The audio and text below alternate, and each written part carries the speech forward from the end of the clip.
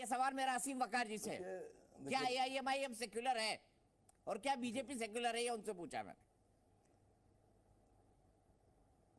देखिए, सबसे पहली बात तो भारत का जो संविधान है, उस संविधान के हिसाब से आप चाहे डाकू हो, चाहे डकैत हो, चाहे क्रिमिनल और चाहे कितने बड़े कम्युनल, लेकिन अगर आप सरकार के लिए पॉलिटिकल पार्टी रजिस्टर्ड कराएंगे तो आपको लिख के देना पड़ेगा कि हम सेकुलर हैं। मानसिकता चाहे कितनी गंदी हो, आप सवाल ही गलत पूछ रहे हैं। मैं इतनी देर से सुन रहा था शहजाद पूनावाला कह रहे हैं कि मुस्लिम लीग में, नहीं एक मिनट सुनिए सर, बोलिए नहीं, ट्रेनिंग देना शुरू कर दीजिए मुझे। सर मैं सीखूंगा आपसे 1 घंटे और ट्यूशन फीस भी दूंगा। सर सुनिए, अरे सुनिए सर, इतनी देर से आलोक शर्मा से वो पूछ रहे हैं कि मुस्लिम लीग में जो मुसलमान है वो धार्मिक है, इसलिए वो क्रिमिनल होगा, इनसे आपने गठबंधन क्यों किया? अकाली दल में अकाली जो है वो धार्मिक है, आपका गठबंधन क्यों है उनसे? टूट गया सर अकाली दल से इनका। दूसरी बात, नहीं सुनिए सर, लश्कर तौबा एक आतंकवादी संगठन है, तो इसका मतलब थोड़ी ना कि उन्होंने लश्कर तौबा नाम लिख लिया या हिजबुल मुजाहिदीन लिख लिया तो वो अल्लाह से जोड़ दिए जाएंगे। सर अल्लाह से जुड़े इसलिए तो नाम रखा है उन्होंने असीम वकार जी, इसीलिए रखा है उन्होंने नाम कि हम ही असली सिपाही हैं अल्लाह के। अरे सुनिए तो सर, चंबल के डाकू तिलक लगा के और जय भवानी करके निकलते थे डाका डालने, तो क्या वो उनको भवानी से जोड़ दीजिएगा आप या दुर्गा से जोड़ दीजिएगा आप? सर ऐसा फिल्मों में होता है, चंबल में कोई भी डाकू कभी नारे लगाता ही नहीं था, ये भी बता दूं मैं आपको।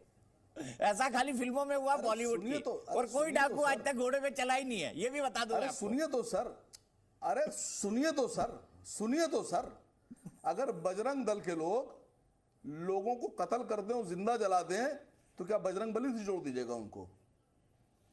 एक गुंडा, एक आतंकवादी, अगर उसकी मानसिकता गंदी है तो क्या उसको भगवान से, ईश्वर से जोड़ दीजिएगा? भगवान कहता है कि कत्ल करो जाकर, अल्लाह कहता है कत्ल करो जाकर, ये कौन सी बात है सर? मुस्लिम लीग के बारे में बात हो रही थी, जब देश के बंटवारे की बात आई तो जिना की मुस्लिम लीग ने कहा पाकिस्तान, लेकिन हिंदुस्तान की मुस्लिम लीग ने कहा नहीं, कोई बंटवारा नहीं। ये गलत है, ये फैक्ट गलत है असीम वकार जी, नहीं ये फैक्ट गलत है। कोई बात नहीं, मैं कुछ नहीं बोलता, मैं ये बोलता हूँ कि भाई मुस्लिम लीग को भंग कर दिया गया, जो जिन्ना की पार्टी थी, एक नई पार्टी बनाई गई, लेकिन लोग वही थे जो जिन्ना के साथ थे, जो पाकिस्तान नहीं जा पाए थे, जिन्होंने इंडियन यूनियन मुस्लिम लीग की स्थापना की थी। सुनिए तो सर,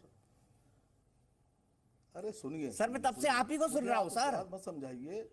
अगर आपसे इतिहास पढ़ने, अगर सुनिए तो अगर आपसे इतिहास पढ़ने लगा तो मेरा बंटाधार हो जाएगा साहब। अरे सर मेरे को मत पढ़िए, मैं तो बोल रहा हूँ मुझे सिखा दीजिए, मैं बेकार हो जाऊंगा। ऑफर कर रहा हूँ आपको, मुझे सिखाइए, हाथ जोड़ूं, आप अपना इतिहास अपने पास रखिए। जितनी थोड़ी बहुत कमाई होती है सवाल पूछने से, तो मैं वो आपको ट्यूशन फीस भी दूंगा। नहीं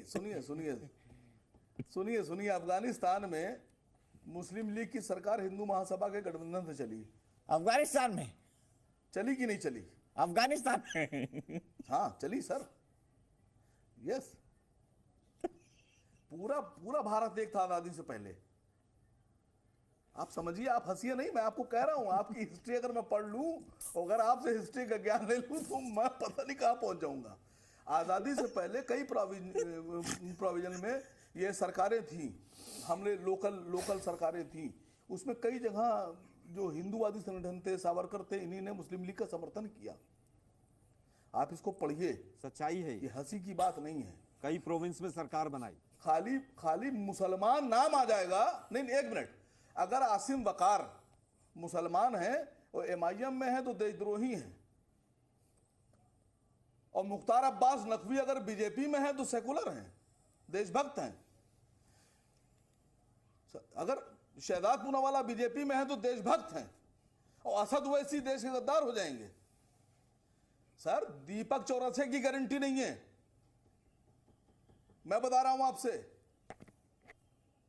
शहजाद पूनावाला की गारंटी नहीं है, लेकिन आसिम वकार की गारंटी है कि हम देश के लिए मरने और मिटने पे तैयार हैं। सर ये बहस नहीं है सर, देश की समस्याएं दूसरी हैं। उन समस्याओं पे बात कीजिए, उन समस्याओं को लेकर आइए। देश में बहुत सी समस्याएं हैं दीपक भाई, बेरोजगारी बढ़ती चली जा रही है, महंगाई बढ़ती चली जा रही है, लोग बच्चों की फीस नहीं दे पा रहे हैं, न जाने कितने बच्चों के नाम कट गए। आप उन पे बहस लेके एक रिसर्च कीजिए सर। आपका भी देश है, ये मेरा भी देश है। जितनी मोहब्बत मुझे है उतनी मोहब्बत आपको भी है, उतनी राहुल जी को भी है, उतनी आलोक भाई को भी है। शहजाद को नहीं है ये सर हम सबको मिलकर समझना पड़ेगा।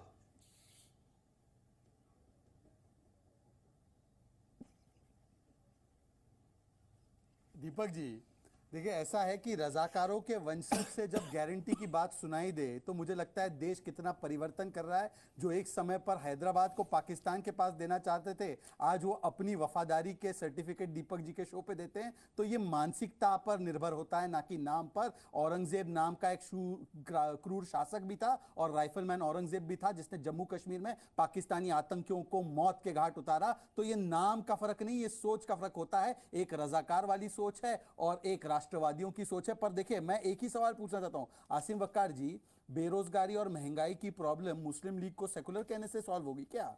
दूसरी बात, जाकिर नायक, जिसको आपने शायद व्यक्तिगत रूप से खारिज किया है एक आध बार, जहां तक मुझे याद आ रहा है, या हो सकता है आप उसके समर्थन में हो। जाकिर नायक को अगर कोई फरिश्ता कहे तो